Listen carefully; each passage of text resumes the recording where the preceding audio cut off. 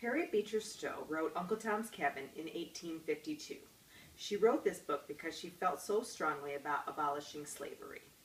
During her lifetime, she saw and spoke to many slaves who had been treated so poorly by their owners that she felt it was her womanly duty to do something about it. She may have seen her writing as a way to bring change in our country the best way she knew how, by writing about it. Harriet Beecher Stowe was born June 14, 1811 in Litchfield, Connecticut.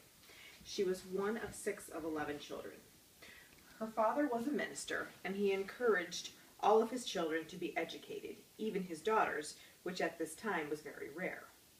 Harriet, from an early age in school, discovered that she liked to write, and she won an essay contest at an early age. These experiences as a child encouraged Harriet to keep on writing because she was very good at it. When Stowe was 21, she moved with her family to Cincinnati, Ohio, where she met her husband, Calvin Stowe.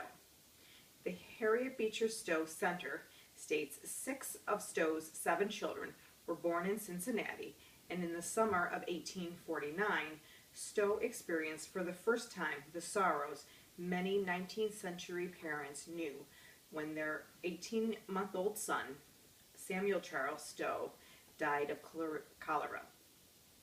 Stowe later credited that crushing pain as one of the inspirations for Uncle Tom's Cabin, because it helped her understand the pain enslaved mothers felt when their children were taken from them to be sold.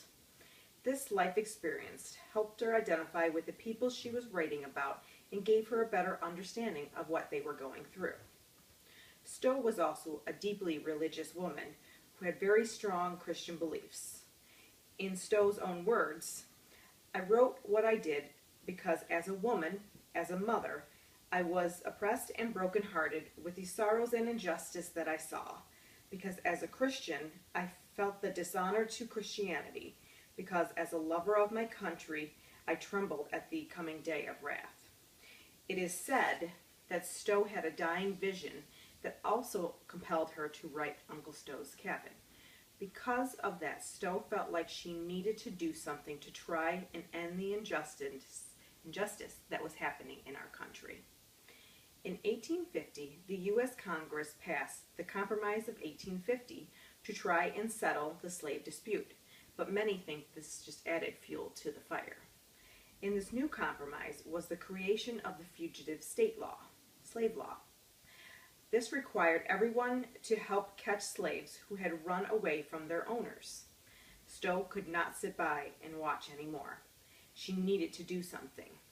She was at this time already hiding slaves in her home, which was against the law, but Stowe wanted to reach a larger audience and share with them her thoughts and her feelings about slavery, and writing was her way of doing this.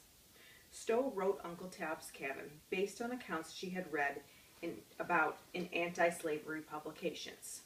They had given her the first-hand knowledge she needed to be as true to the slave struggles as possible.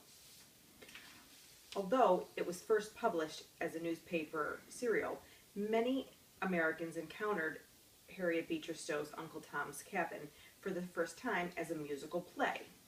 It is estimated that at least 3 million people saw the play Uncle Tom's Cabin in the first few years the book was released. During this time period, the laws regarding copyrights were not enforced, and therefore there were many adaptations of Stowe's story.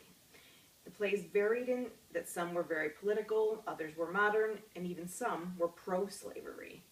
Stowe did not support any of these various adaptations, as she distrusted dramas.